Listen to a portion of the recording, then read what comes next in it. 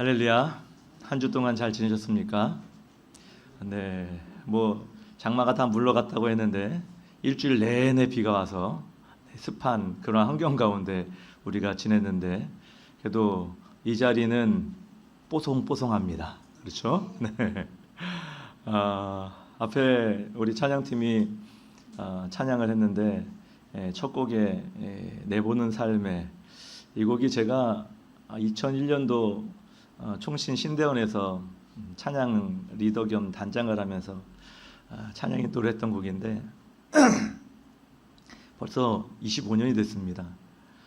근데 이 곡은 쉽게 소화할 수 있는 곡이 아닙니다. 네, 박자가 다른 곡하고 맞지가 않아요.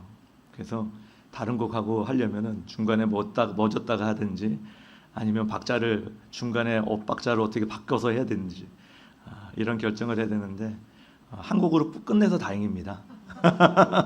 빠른 곡을. 네, 제가 생각할 때는 주님 한 분만으로 나는 만족해, 이 찬양곡이 조금 같이 그 박자가 맞는데 다른 박자들은 잘 안 맞아요. 아무튼 오랜만에 불러보는 은혜의 찬양, 네, 정말 감사합니다. 오늘은 이 느헤미야 말씀을 통해서 요즘 무엇으로 힘이 납니까? 라는 제목입니다. 여러분, 요즘에 힘나는 세상 맞습니까? 아닙니까? 요즘에 참 여러모로 힘든 그러한 시기를 살아가고 있는 그러한 세대가 아닌가 싶은데, 그래도 오늘 주님 전에 나와 힘을 내셨으면 좋겠습니다. 네, 사람은 힘이 있어야 됩니다.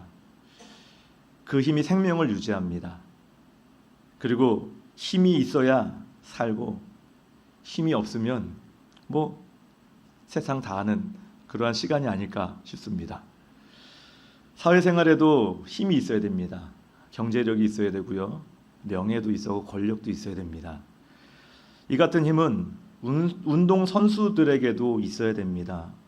운동선수들은 그 올림픽이라든지 어떤 대회에 그 기록을 위해서 그 많은 시간들, 힘을 소비합니다. 그 힘을 소비할 때에 어떤 운동선수들은 정말 그 짧은 한순간, 그 한순간을 위해서 힘을 내지만, 또 어떤 선수들은 마라톤과 같은 이런 선수들은 쭉 힘을 지속적으로 분배하는 그러한 힘을 내는 사람들도 있습니다.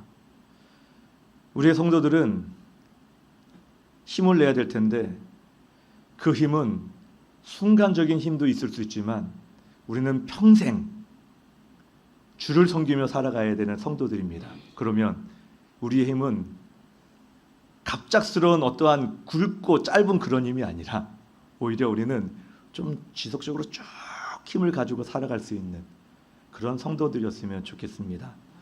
오늘 그러한 강인한 힘, 영적인 힘이 필요한데 그 힘이 왜 필요하냐? 오늘 찬양을 하면서 한번 그 힘이 왜 필요한지 한번 고백해 봅시다.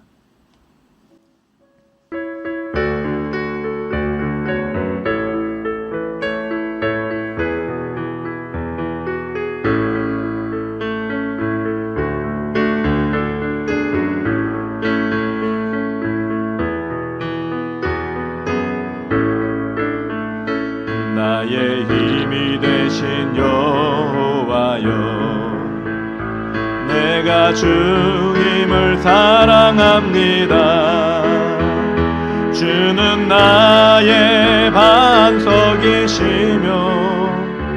나의 요새시라. 주는 나를 건지시는 나의 주, 나의 하나님, 나의 피할 바위시요 나의 방패시라. 나의 하나님, 나의 하나님, 나의 하나님,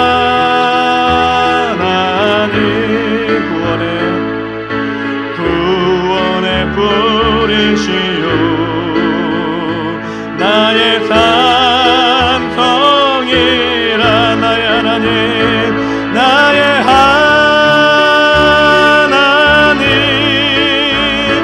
나의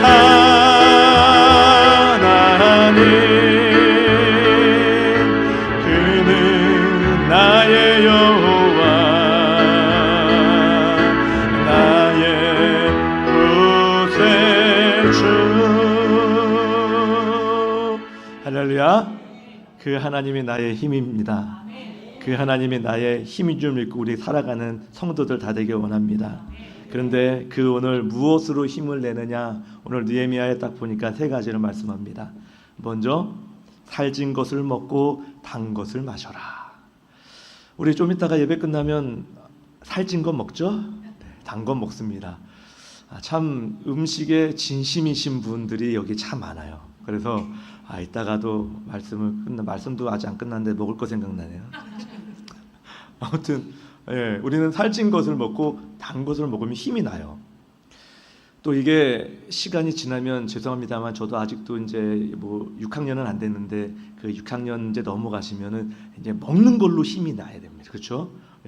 먹지 않으면 도대체 힘이 안 생깁니다. 오늘 성경에 이런 살찐 것, 단 것을 마셔라 하는데 하나님은 우리에게 말씀의 생명길을 보이시면서 충만한 기쁨과 영원한 즐거움을 늘 약속하셨습니다. 우리를 통해서 이루시는 계획과 섭리가 항상 분명하십니다. 다만 우리가 알지 못할 뿐이죠. 하지만 이를 위해서 우리에게 하나님은 영의 양식, 육의 양식, 여러 가지의 힘을 낼 수 있는 것을 공급해 주십니다. 그래서 염려에서 벗어나게 하시고 근심에서 벗어나게 하시고 궁핍함이나 어떠한 빈궁에서 벗어나서 하나님의 그 성령의 충만함으로 살게 하시는 분이 우리 하나님이십니다. 오늘 느헤미야의 8장 10절에 읽었듯이 또 이르기를 너희는 가서 살진 것 먹고 단 것 마셔라. 그런데 여기서 살진 것은 풍성하고 기름지고 그리고 강한 이런 뜻이 있습니다. 사람은 먹고 마시는 것에서 즐거움이 있습니다. 그러나 육체의 즐거움만을 위해서 하나님께서 우리에게 먹고 마셔라 이게 아닙니다. 이것은 문자적으로는 그렇지만 상징적인 것과 영적으로 받아들인다면 이것은 음식이 아닙니다. 이것은 말씀인 거죠. 하나님의 말씀을 먹고 마셔서 힘을 내라 이겁니다. 그래서 우리는 이러한 하나님의 말씀과 먹고 마심으로 우리의 그 영혼이 풍성해지게 원하고 우리의 삶에 능력 있는 삶을 살기 원합니다. 무엇보다도 강한 힘이 우리에게 영적인 강한 힘, 지속적인 그 힘이 필요한데 그 힘 가운데에 우리에게 기쁨을 잃어버리지 않기 원하십니다. 항상 감사와 기쁨으로 살기 원하시는 분이 우리 하나님이시죠.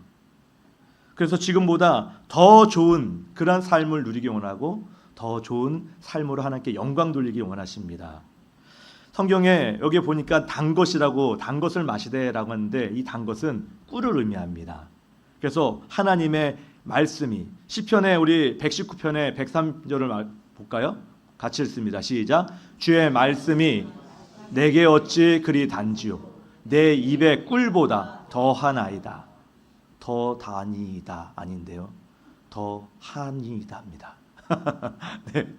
여러분 꿀은 우리의 입에 딱 닿는 순간 좀 환해지고 기뻐지고 뭔가 좀 이렇게 확 뚫리는 그런 느낌을 나게 합니다.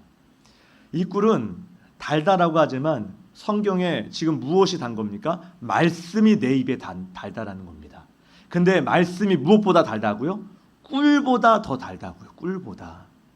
여러분 말씀 읽을 때 혹시 어떻게 단맛이 느껴집니까?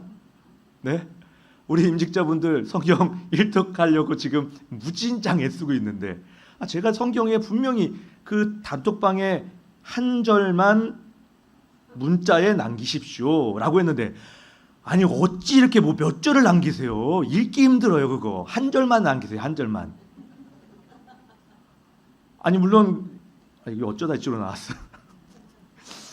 뭐 컴퓨터로 클릭해가지고 카톡을 하면은 금방 올려지기도 합니다만 한 절만 올리셔서 가장 은혜 받은 말씀만 한 절만 올리시면 간단합니다. 괜히 그게 임직에 있어서 부담이 되지 마십시오. 한 절만 옮기시라고 했습니다. 무슨 말인? 달다. 달게 느껴져야 됩니다. 읽을 때.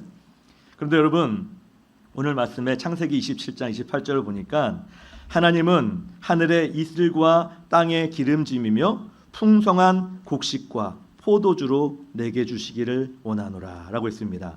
땅의 기름짐이다 라고 말씀하셨고요, 풍성한 곡식과 포도주로 채워준다 라고 말씀하셨습니다. 우리에게 그렇게 말씀을 읽을 때에, 말씀을 볼 때에, 말씀이 내 안에 들어올 때에 그게 기름진 것이 되고 그것이 곡식과 포도주가 되어서 영의 양식이 되어 내가 기쁨 가운데 살아갈 수 있게 하시는 하나님이다라는 겁니다. 그러므로 하나님의 이 거룩한 날, 주의 날에 기름진 하나님의 말씀을 먹는 것 당연합니다. 귀에 잘 들리셔야 됩니다. 네, 그렇기 때문에 우리는 이 말씀을 볼 때에 특히 이 말씀에 딱 한 가지 주제만 말씀한다고 하면은 예수 그리스도입니다. 그렇죠? 그 예수님이 이 땅에 오신 그 예수님의 구원으로 우리가 살아가고 있는데, 구원받은 우리는 이 말씀으로 영에 살찐 것과 단 것을 먹고 마시는 그러한 삶을 살아야 되는 겁니다. 그런데 오늘 또 말씀해 보니 살찐 것과 단 것을 마실 때에 그 뒤에 말씀해 보니까 어떻게 해라? 예비치 못한 자에게 나눠줘라 라고 말씀합니다. 먹고 너만 먹지 말라는 겁니다. 같이 나눠 먹으라는 거죠. 여러분, 받는 것, 주는 것, 받는 적도 있었고 주는 적도 있을 겁니다. 그런데 여러분, 받는 게 기쁩니까? 주는 게 기쁩니까? 어떻습니까? 주는 게 기쁜 거 맞습니까? 예, 받는 것도 기쁘지 않나요? 네, 받는 것도 기쁩니다. 그런데 받는 것과 주는 것, 받는 것은 순간의 기쁨이 있는 것 같아요. 근데 시간이 지나면 잊어버리게 됩니다. 근데 주는 기쁨은 지속적인 즐거움, 기억에 남거든요. 지속적인 즐거움이 있어요. 여기에 참된 행복이 느낄 때가 있는 거죠. 받는 것은 외부의 어떤 영향, 외부에서 들어오는 거기 때문에 마음의 여유가 좀 없습니다. 그러나 주는 기쁨은 내면에서 일어나는 거기 때문에 누군가에게 줄 때에 사랑을 담아서, 정성을 담아서 주게 됩니다. 어떻게 보면 긍정의 여유가 내면에 있는 거죠. 받는 것은 자기 중심입니다. 내가 받는 거잖아요. 하지만 주는 것은 누군가에게 나눠주는 겁니다. 이 사람에게 저 사람에게 나눠주면서 내 중심이 아니라 남의 사람, 다른 누군가의 중심이 돼서 나눠주는 거죠. 근데 이것은, 받는 것은 나에게만 기쁨이 되지만 주는 것은 받는 사람, 보는 사람, 그리고 내가 더 많은 그 부분에서 기쁨이 되긴 합니다. 이런 것을 봤을 때에 우리는 주는 것이 더 기쁜 모습이 많다라는 것을 알 수도 있죠. 하나님께서는요, 받는 것에 교훈하거나 말씀하시지 않습니다. 오히려 주는 쪽에 말씀하시죠. 나눠주는 쪽에. 그래서 어떻게 보면은 우리가 먹는 것 너만 먹지 말아라, 너만 마시지 말아라, 같이 나눠서 마셔라, 이겁니다. 없는 자에게 나눔을 베풀어서 함께 그 나눔을, 그 사랑을, 그 기쁨을 같이 즐겨라. 오늘 그렇게 말씀하시는 겁니다. 그럴 때 하나님의 축복과 은혜가 여러분 삶 가운데 더 풍성하게 넘치게 될 줄 믿습니다. 오늘 무엇으로 기뻐하십니까? 라고 했을 때 두 번째는 하나님의 기뻐하심이 여러분의 힘이 되길 원합니다. 하나님의 기뻐하심이. 오늘 10절에 보십시오. 예스라가 말씀을 선포했어요. 율법을 통해서 이스라엘 백성들이 자신의 죄를 깨닫습니다. 그리고 그 슬퍼하는 백성들을 향해 느헤미야가 근심하지 말아라 라고 그렇게 말씀을 합니다. 그리고 그 뒤에는 여호와를 기뻐하는 것이 너희의 힘이니라 라고 그렇게 말씀하고 있어요. 단계마다. 여기서 힘이란 아까 우리 찬양했잖아요. 나의 힘이 되신 여호와여. 그 힘은 무엇입니까? 요새, 방패, 바위, 산성. 그 하나님께서 말씀하신 그 단어가 이 찬양에 다 나와 있기 때문에 제가 찬양을 한 겁니다. 그 찬양에 나의 바위고 피할 힘이고 방패고 하는데 무슨 말이냐? 요새가 된다라는 겁니다. 즉 하나님께서 보호해 주시겠다, 인도해 주시겠다, 방어막이 돼 주시겠다라고 하는 겁니다. 누구에게? 저와 여러분에게. 단 여호와를 기뻐하는 자들에게. 할렐루야. 당시 이스라엘 자손들은 하나님의 율법을 듣고 슬퍼하고 있습니다. 자신들의 죄가 생각이 났어요. 그 결과 나로 말미암아 하나님의 그 심판을 또 받게 되겠구나 라는 생각을 하게 된 겁니다. 여러분, 이 이스라엘 백성들은 지금 그 포로의 오래된 시간 속에서 다시 회복되어서 이 돌아와 하나님의 성전과 성벽을 만들고 있어요. 그 만들고 있는 가운데에 율법이 발견되고 그 율법을 읽어봤더니 과거 자신들의 조상들이 이 잘못으로 인해서 포로로 끌려가서 북이스라엘은 BC 721년경에 아수르에게 멸망당하고 남유다는 BC 586년경에 바벨론에게 멸망당해서 다 싸그리 포로로 끌려갔는데 이 세대가 이제 거듭하면서 이 다음 세대가 이렇게 왔는데 이렇게 고생한 것이 개고생한 것이 누구 때문이다? 내 아버지, 내 할아버지 때문이다라는 것을 너무나도 알고 있었습니다. 그런데 오늘 말씀을 읽어보니까 지금 내 삶이 하나님 살기, 하나님 보시기에 이들과 다를 게 없는 것 아닌가 이렇게 생각이 된 거예요. 그러니까는 근심하는 거예요.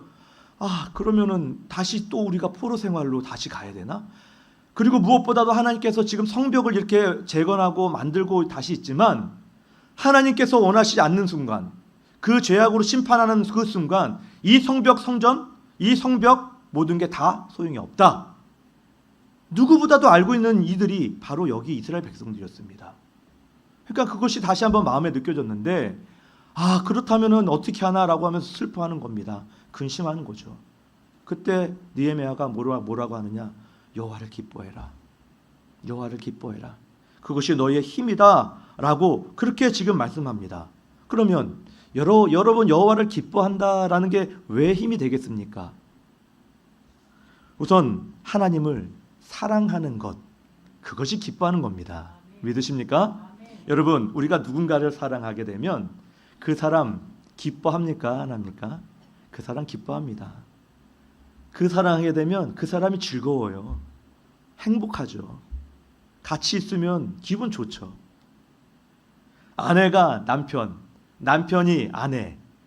그 아내가 사랑하기 때문에 남편을 기뻐할 수 있고 남편이 아내를 사랑하기 때문에 아내를 기뻐할 수 있습니다. 자녀도 마찬가지입니다. 자녀를 기뻐할 수 있는 것은 자녀를 사랑하기 때문에 아니겠습니까? 바로 하나님을 기뻐한다. 이것은 하나님을 사랑한다라는 겁니다. 하나님을 기뻐한다라는 것은 그를 사랑하기 때문에 그의 말을 듣는다, 안 듣는다? 듣는 겁니다. 여러분, 사랑하게 되면 사랑한 사람이 부탁해요. 나 이거 먹고 싶어요. 나 이거 갖고 싶어요. 아버지, 나 이거 필요합니다. 어머니, 나 이거 필요합니다. 그러면 아버지 입장, 부모된 입장에서, 남편이나 아내된 입장에서, 누군가를 사랑하는 입장에서 그 말 들어주고 싶을까요? 안 들어주고 싶을까요? 당연히 들어주고 싶은 것 아닙니까?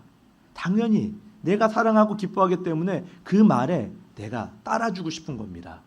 여러분, 하나님을 기뻐한다, 하나님을 사랑한다는 것은 하나님의 말씀을 내가 따라갈 수 있다라는 겁니다. 그 말은 한 단어로 순종인 거죠. 순종. 하나님을 사랑하기 때문에, 하나님을 기뻐하기 때문에 하나님의 말씀에 내가 따라갈 수 있습니다 라고 고백하는 겁니다. 여기에 우리의 힘이 있는 겁니다. 하나님이 우리를 영원히 버리지 않겠다 라고 말씀하시면서 포기하지 않겠다 라고 하면서 우리는 그 말씀에 순종하면서 가는 거죠. 그리고 그 말에는 힘이 있습니다. 능력이 있습니다.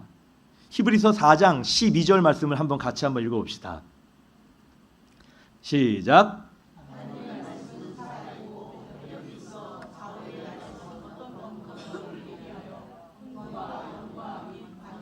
골수를 찔러 쪼개기까지 하며 또 마음의 생각과 뜻을 판단하나니. 아멘. 여러분, 하나님의 말씀이 어떻답니까? 지금 살아있다. 그리고 활력이 있다. 이것은 움직임이 있다라는 겁니다. 그리고 이 안에 힘이 있어서 어떤 검보다, 그리고 어떤 혼과 또 영과 관절을 찌르기까지 한다고 합니다. 여러분, 이게 힘이 있는 게 아니고 무엇이겠습니까?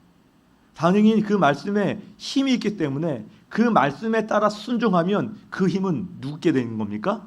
나의 것이 된 겁니다. 그 힘으로 살아갈 수 있는 거죠.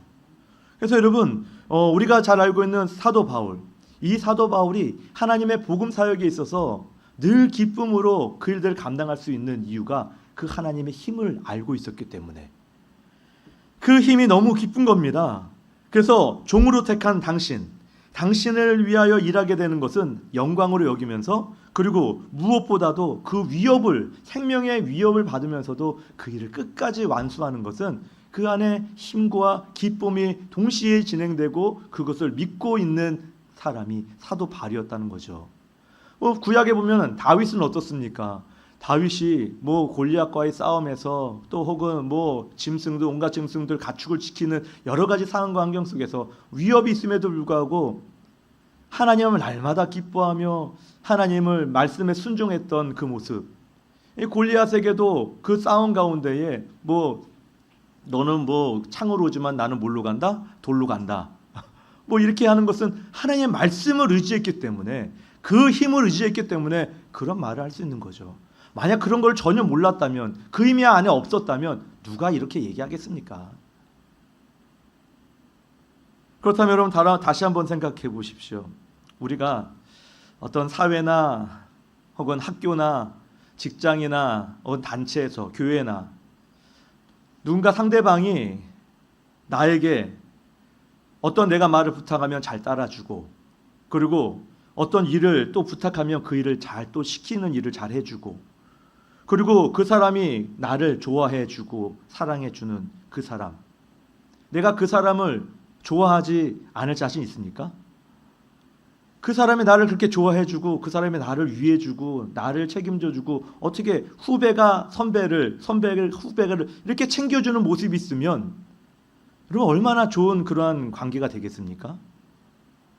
학교에서도 선생님이 있으면 그 학생이 그 선생의 말을 좋아해주고 따라해주고 선생님을 기뻐해주고, 어떠한 일을 시키면 그 선생님이 일을 시킨 그 일을 잘 해주는 그 학생, 그 선생님에게 당연히 사랑받죠.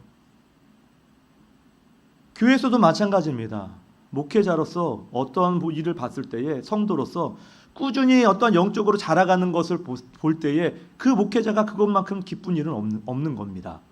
하물며 우리 하나님께서 당신의 말씀의 순종에 따라와주고, 어떠한 일을 시켰을 때 그 명령에 따라 끌려와주고, 그리고 그 일하는 자의 그 기쁨, 그 하나님께서 그 사람을 얼마나 좋아하고 얼마나 사랑해 주겠냔 말이죠. 사회나 직장이나 어떤 가정에서도 그런데 우리 하나님을 그렇게 따라가는 그 사람에게 얼마나 많은 사랑을 베풀어 주겠냔 말입니까? 당신을 기뻐하는 자를 그렇게 안전하게 지켜주시고 보호해주시고 피할 바위가 되시는 그 하나님이 당신을 그렇게 따라주는 사람에게, 순종해주는 사람에게, 기뻐해주는 사람에게 우리 하나님은 그런 능력이 나타난다라는 겁니다. 마지막 세 번째로, 무엇으로 힘이 납니까? 라고 했을 때에 마지막으로는 하나님의 신실하심이 여러분의 힘이 되시기 원합니다. 하나님의 신실하심. 오늘 10절에 느헤미야가 백성들에 권고합니다. 하나님을 기뻐해라. 근데 그 이유는 앞에 근심하지 말아라 라는 그 말에 따라오는 하나님을 기뻐해라 라는 겁니다.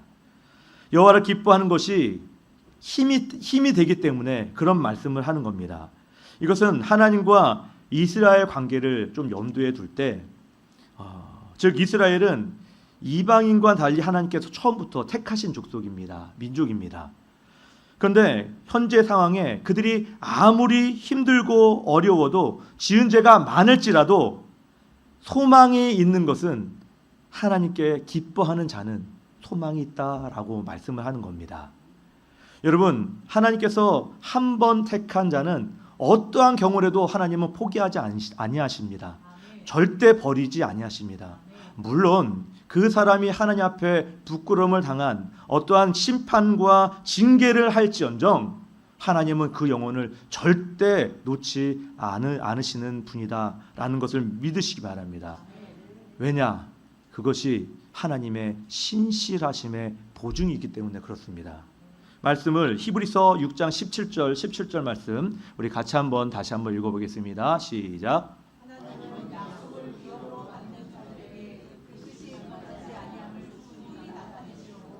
그 일을 맹세로 보증하셨나니 이는 하나님이 거짓말을 할 수 없는 이 두 가지 변하지 못할 사실로 말미암아 앞에 있는 소망을 얻으려고 피난처를 찬 우리에게 큰 안위를 받게 하려 하심이라. 아멘. 여러분, 저 말씀에 보면 맹세로 보증하셨다. 맹세로 보증하셨는데 변치 아니함을 충분히 나타나신 거로 맹세로 보증하신 거고요. 뜻이 변하지 아니함을 충분히 나타내 보이시려고 그 밑에 절 말씀에 거짓말을 하실 수 없는 분이다. 누가요? 우리 하나님이 보증하신 겁니다. 절대 변할 일 없다. 내가 보증한다. 거짓말 하실 수 있는 분이 아니다. 보증한다. 말씀하시는 겁니다. 여러분, 이스라엘 통해서도 이것을 확인할 수 있습니다. 이스라엘 하나님 택한 백성인데 야, 죄 짓지 마. 죄 짓지 마. 야, 내 말을 따라 좀 쫓아와. 근데 이스라엘 백성들을 순종하지 않았잖아요. 결국 어떻게 됩니까? 이스라엘 아수르에게, 유다 바벨론에게 망해가지고 다 포로로 끌려갔어요. 그런데 여러분, 다 끌려갔어도 하나님께서는 그 민족성은 여전히 남겨놓고 계셨습니다. 그 이스라엘 민족으로서의 그 보존을 하고 계셔서 그들이 징계가 다 끝날 때쯤 그들 또 어떻게 한 겁니까? 이끌고 오신 겁니다. 왜? 하나님은 거짓말을 하실 수 없는 분이고 그 변하지 않는 뜻을 반드시 이루시기 위해서 이스라엘 백성들을 다시 이스라엘 땅으로 끌고 오시는 겁니다. 그리고 회복시켜주는 거예요. 이렇게 하나님은 당신의 택한 백성에 대해서 영원히 버리시는 법이 없는 겁니다. 여러분, 여기에 우리 성도들의 힘이 있는 겁니다.